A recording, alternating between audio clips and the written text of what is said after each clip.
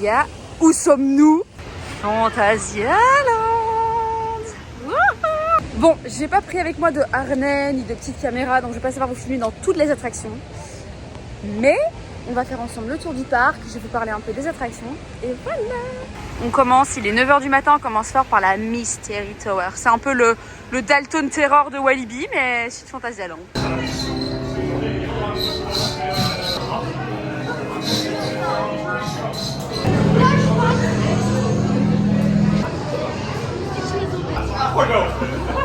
Bon, pour le Mystery Castle, ce qui est cool, c'est qu'il monte, il descend, et c'est dans le noir, c'est trop bien. Et il y a un petit scénario, genre il y a un fou au milieu qui fait des expériences. Vous voyez le truc, donc franchement, il est bien. Bon, du coup, le Colorado, c'est le train de la mine, là. En vrai, il est hyper chouette. Il a l'air hyper détente, mais en vrai, il est sympa, quoi. Franchement, il est cool.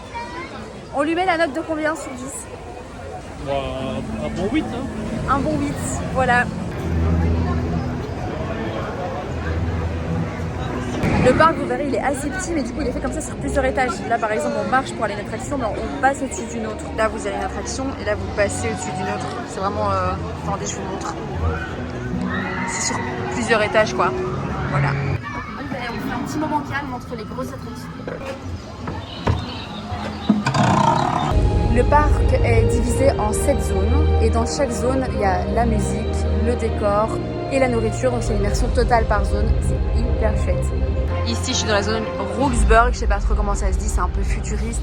On dirait un peu la révolution industrielle, je vous montre ça.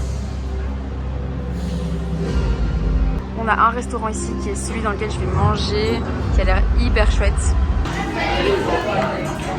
Même les toilettes du resto où on a mangé, il y a un thème, quoi. Et l'attraction qui est là, c'est le Fly, et c'est une des meilleures attractions du parc. Je vous montre un peu le décor.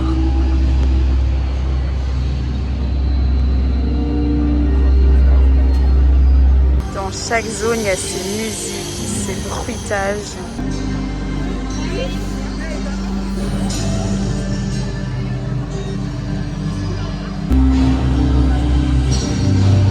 J'ai pas le matériel pour vous filmer dans les attractions et par sécurité, je prends pas mon téléphone.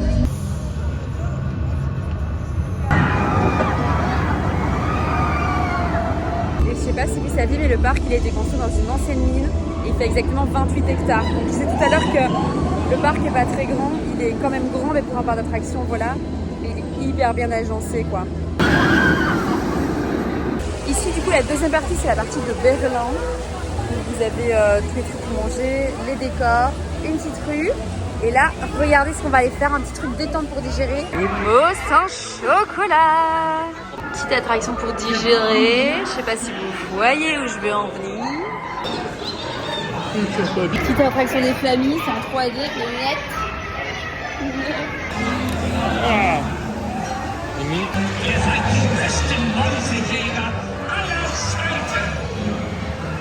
Je vous montre ici un petit aperçu de la partie fantasy. C'est hyper chill. Tout choupi. Et ici, on rentre dans Chinatown.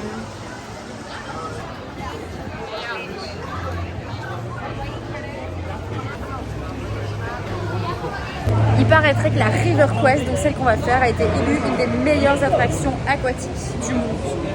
Info à vérifier, c'est ChatGPT qui me l'a dit, quoi.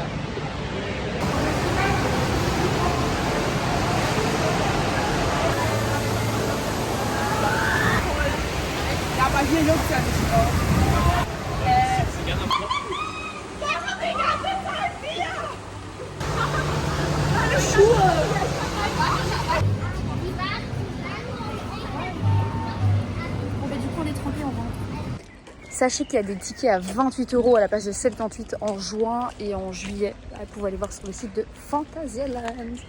Bisous!